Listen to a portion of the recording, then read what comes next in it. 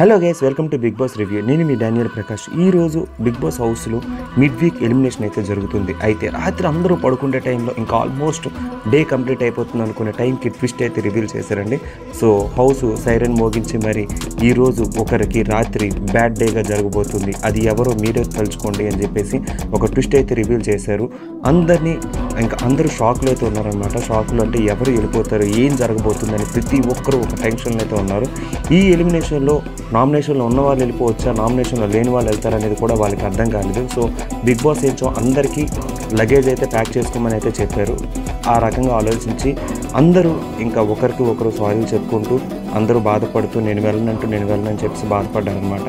అయితే ఇది బాగా ఎఫెక్ట్ అయ్యేది అయితే మాత్రం ఎలిమినేషన్లో ఎవరైతే ఉన్నారో వాళ్ళకి ఎఫెక్ట్ అవుతుందని చెప్పేసి కొంతమంది అయితే ఊహించుకున్నారు. ఇంకా అందరూ లగేజ్ అయితే ప్యాక్ చేసుకున్నారు.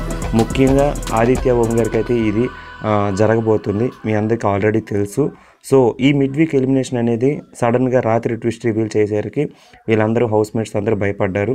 అయితే ఇక్కడ గేట్ దగ్గర వీళ్ళకున్న లైట్స్ని ఒక్కొక్క పర్సన్కి వాళ్ళ యొక్క నెగిటివ్ పాయింట్స్ని చెప్పి స్టెప్ బై స్టెప్ ముందుకు తీసుకువెళ్ళాలని అయితే కోరారనమాట.